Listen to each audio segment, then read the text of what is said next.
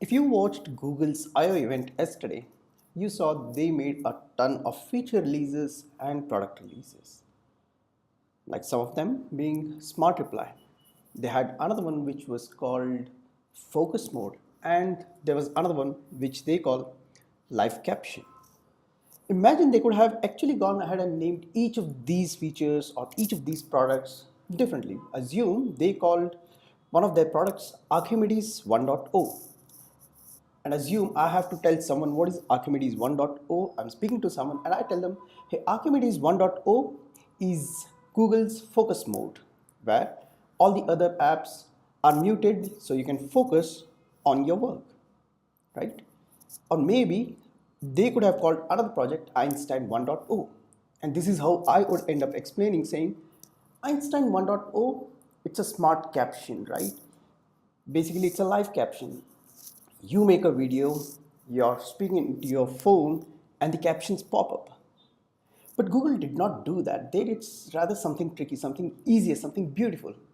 They just named what the feature was as the feature name. Now, live caption is what exactly it does. Even if you did not know about the feature, you still already know what would live caption do, right? Focus mode already gives you an idea that it's meant to help you focus on something. And this exactly translates when you're building sales processes. And as a sales operations specialist, as a sales ops guy, I can tell you this: when you're building processes, it becomes so easy to get eluded, deluded, and get carried away to name whatever processes that you have built with a rather fancy name. But try not to do that, because the easier you keep, the easier it is for your users to start using. Take for instance, we recently hired our director of sales. He joined us just last week, right? And I was speaking to him yesterday. And while introducing him to our sales process, to our lead process, I show him the lead process and I tell him, these are the stages, these are the different, this is the life cycle that any prospect coming into Whatfix goes through. And he sees, I show him the stage is needs activity, and then it goes into attempting contact. And by the time I'm mentioning the third one, he says, yeah, I get it. So needs activities is what it gets. It needs activity. Attempting contact is where we are attempting contact, right? And do not contact is where someone has really asked you not to contact. So you see, it eliminates the process of me trying to educate each of our new users. They already know what that does. It's so much easier. And this further translates into our sales processes post the lead conversion.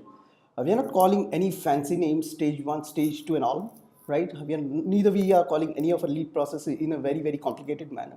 Again, there in this sales process, when my account executives are working on a converted lead, a prospect, we have stages rather simple. Demo scheduled, we have one called no show. You see, you already understand what these stages are doing, right? I don't have to educate, so it makes so much easier. The users can start concentrating on what they really need to do rather than trying to understand the fancy terms. Know that the organizations that you would end up change, right?